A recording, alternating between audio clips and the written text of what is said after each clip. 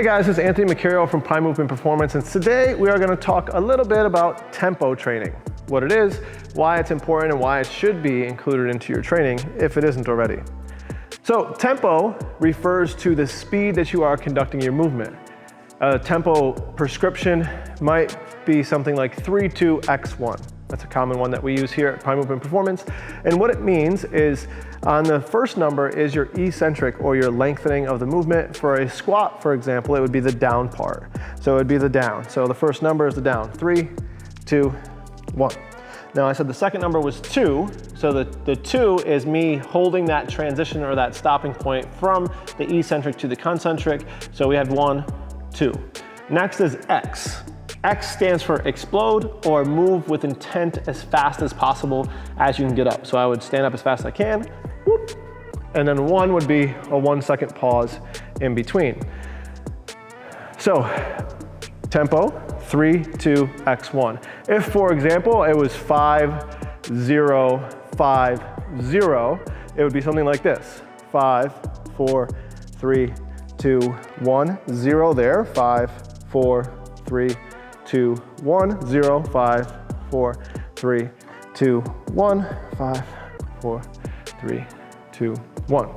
So you can use tempo for a lot of different reasons and purposes and different prescriptions to allow you to move faster, move slower, pause in certain sections, and do a lot of different things with it.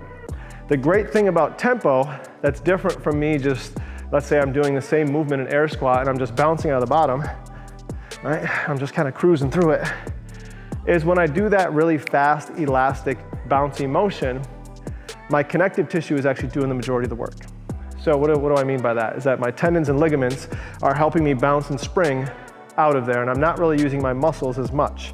So if I'm doing that all the time, and that's the only pace I have is 100 miles an hour, then my joints get beat up, especially on a squat, maybe my knees or my low back. So if I slow things down, it allows my muscles to take over and do the majority of the work and give my connective tissue a break to heal and to feel better. So that's how we prescribe it and why we prescribe it in our conditioning settings, in our strength work, and it has a great benefit to carrying over into day-to-day activities.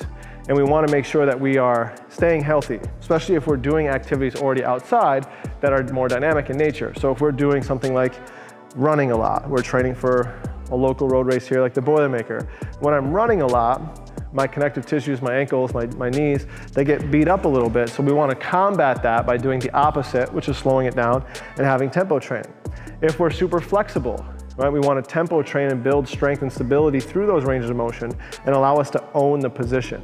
Because if we're just going really fast through those positions, we also don't necessarily quote unquote own it because we don't have control through them. So it'll also build control and improves our movement patterns as we go through.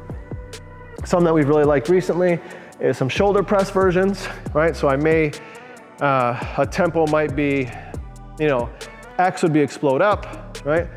3 second hold here, and then 3 second down.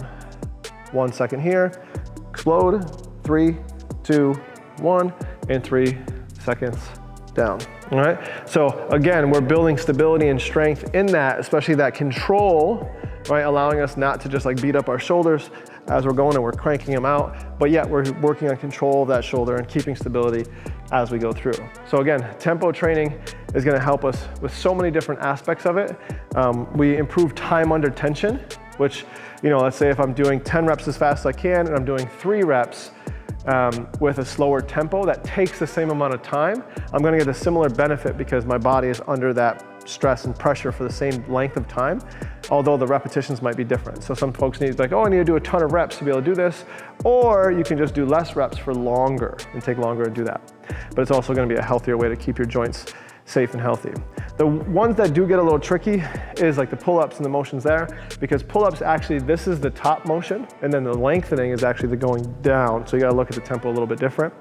We try our best to write them in a way that makes sense, and it'll say like 3 second hold at the top and then 3 seconds on the way down versus writing the prescription as I described before. You might see that if you're a remote client or if you see things that are written on the interwebs and how people write their tempo. But that's the list of the numbers. So the first one, remember, is that eccentric, so the down portion. If I'm doing a push-up, I'll do that one just to give you a different variety of different movements. So a push-up, the down might be 3, 2, 1, the 2 to go back to the beginning. 1, 2, explode up. 1, 3, 2, 1. Hold for 2, explode up. So, and again, as you can see, as I'm going through that movement, I'm more controlled. I have to use some more muscles. Instead of just like bouncing up and down and banging my chest off the floor, will allow me to keep my shoulders healthy and allow me to keep making improvements in my overall health and longevity. Tempo training, that's it.